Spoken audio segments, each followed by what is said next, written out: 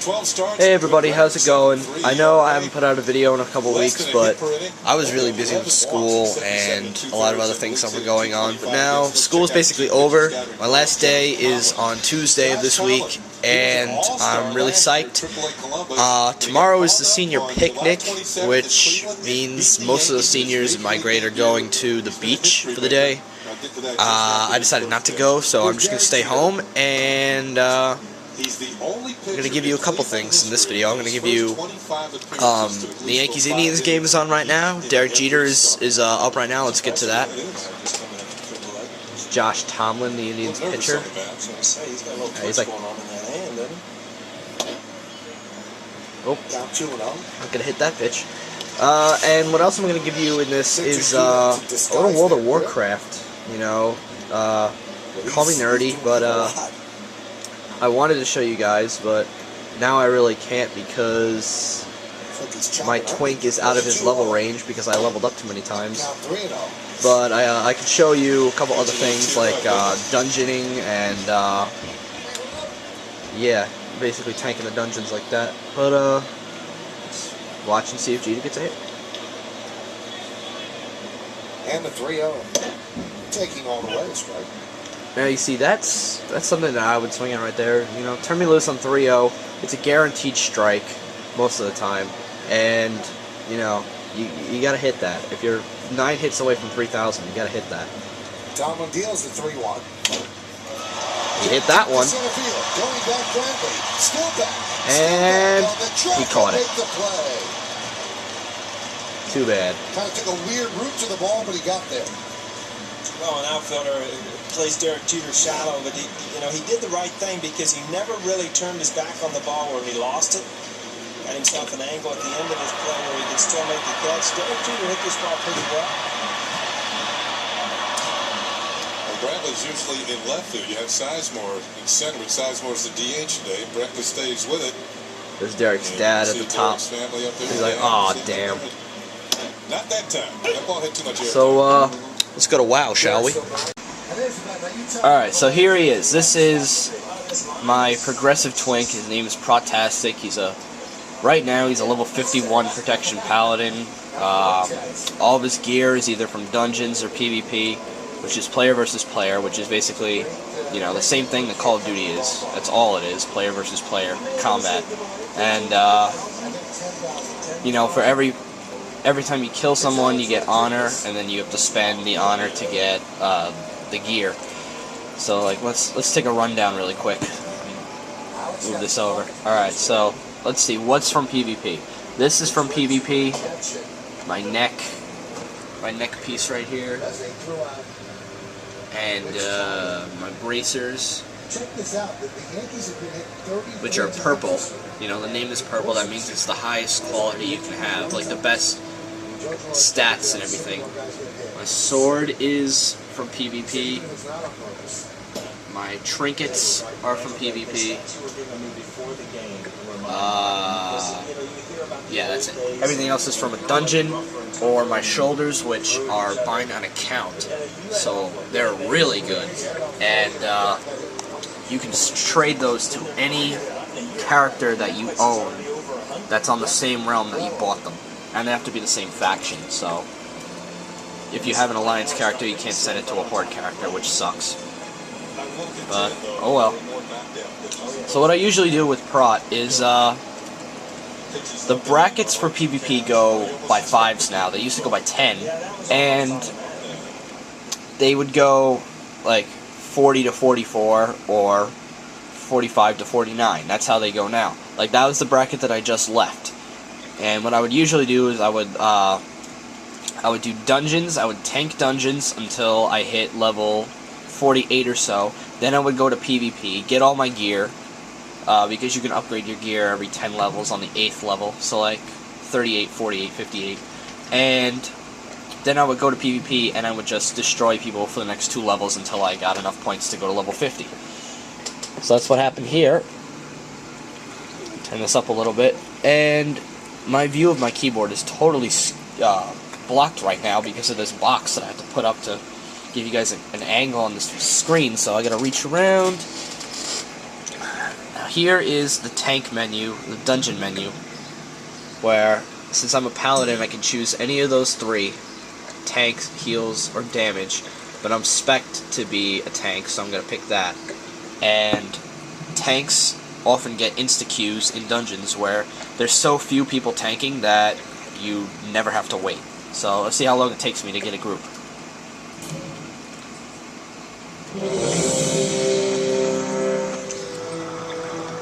I'd say that was about 2 seconds. If you were damaged, you normally wait about 15 minutes. Healers probably wait a couple minutes because there's less of them. And oh boy, first time I know which dungeon this is. This is Blackrock Depths. First time I have to tank it on this character. So you're my witness, guys. Let's see how good I do the first time. Dungeon groups are made up of 5 people, 1 tank, 1 healer, and 3 damage. So now they have at the beginning of each dungeon, they have quests that you do. Find this guy, accept. There's quests all over the place. There's a guy over here with one. Quest objective, speak to another guy. Now what we do is we want to gather all the quests first. Interesting. This one is to kill a boss. I've done this dungeon like thousands of times. Exaggerated, of course, but I know this dungeon really well. Way back in the day, this used to be one of the hardest dungeons and longest dungeons to do. This was almost like the length of a raid because it would take you forever to do. There were, I think, like 16 or 17 different bosses, which is like 4 times the amount a normal dungeon has. But now with this dungeon system, they only make you kill up to a certain boss, and then they tell you you're all done. So it's really not that fun. It's not very often that you get a group that will want to do the entire thing, but sometimes you do, and you can have a lot of fun. So I'm just going to ask if everyone's ready.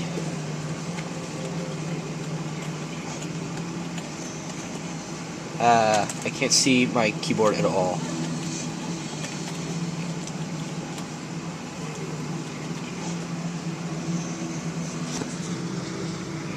So I'm just asking if everybody's ready. They're all saying R, which means they are ready. And let's do it. Right here, right now.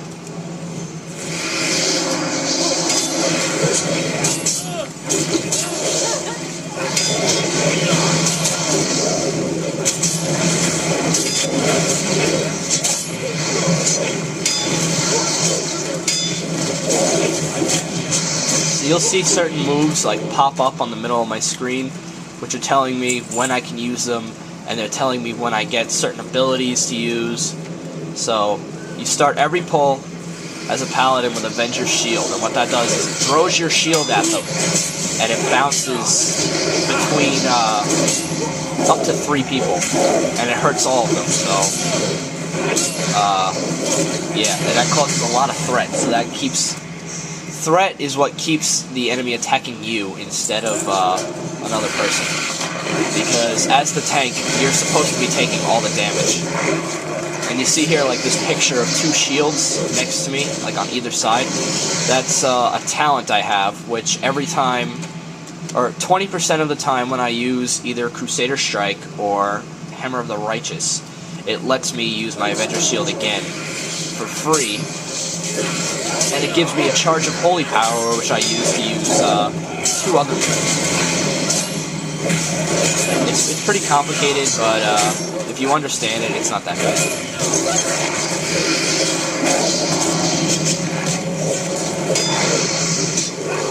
Let's see who's in my group team. We have, I'm a paladin tank. My healer is a priest, which is probably one of the best healers you can ask for. Priests are basically like put into this game to do nothing but heal. What else? We have a warrior, we have a druid, and we have a shaman for damage. Alright, this guy's... The priest is just explaining he has threat for some reason. Let's clear this out. Consecration is like a paladin's best friend if you're a tank. It's an AoE move, which means it causes damage in an area of effect, and it will deal a small amount of damage to everyone that stands in it. But even though the damage is really low, it's really important because it really helps you keep threat. Oh, rune cloth, I need those. Alright, so here's a guy you're going to turn a quest into. Someone told you to go find him.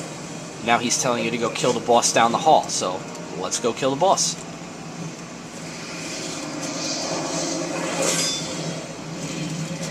Every dungeon has you fighting different enemies.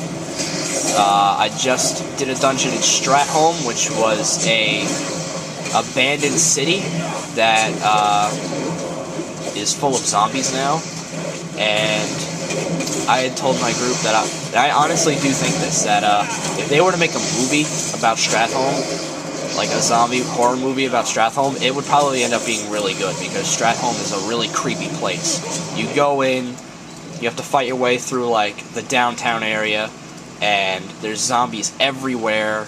It's like Resident Evil, and every building is on fire, and there's a lot of smoke in the air, and zombies can pop out of like any corner, and the bosses are really cool.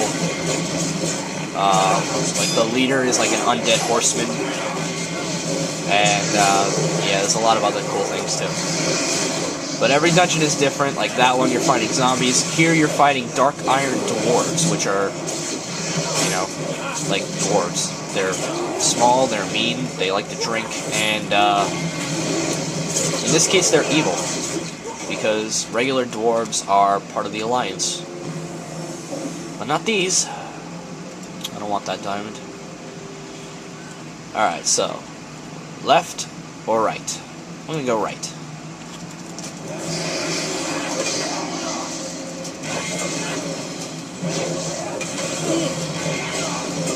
Rank shader popped again. Oh no, they disarmed me, so now I have no main hand weapon. Crap.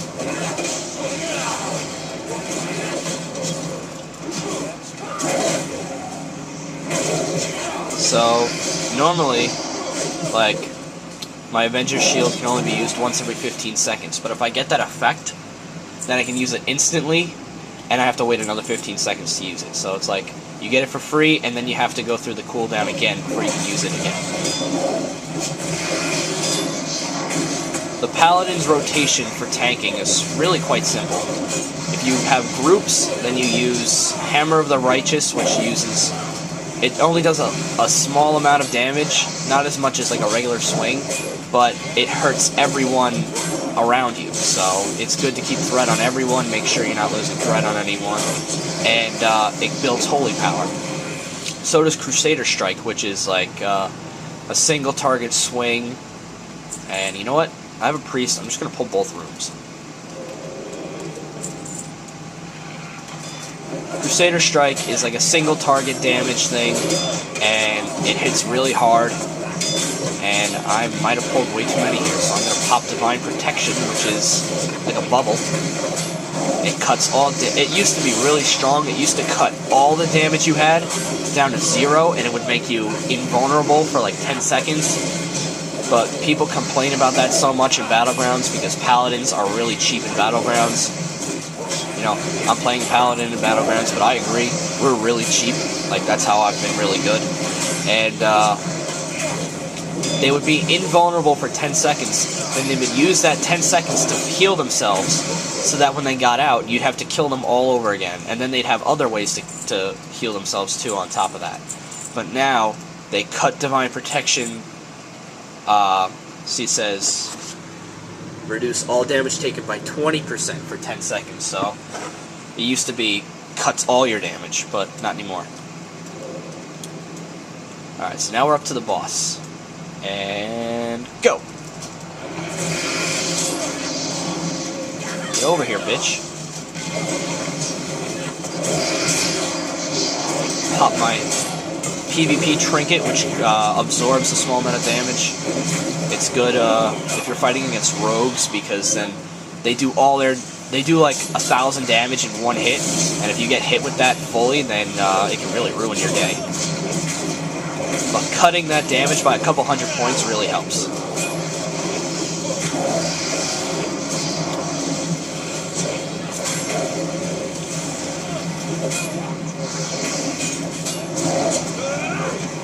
You know what's really funny is that to a WoW player, this doesn't look complex or confusing at all, but if you don't play, you're probably like, what the hell is going on right now? Like, it's just a free-for-all melee. But it's really not. Like, ah, crap, I got silenced. Can't cast. I have to take care of this ad. Hammer of Wrath, just fucked him over. You see Hammer of Wrath proccing all the time. I can use it. Oh, and a crit again. Bitch, get owned. And we're already done. Because of the random dungeon thing. Like I said, this place has like 16 or 17 bosses. Technically, we only have to kill one. Otherwise, we'd be here for like 3 hours. And, well, that might be it for this run if everybody starts to leave. You know what? I might just leave and put this video up. So, thank you guys for watching. Yep, everyone's leaving, so I'm going to leave too. And make sure to like the video, and I'll see you guys around.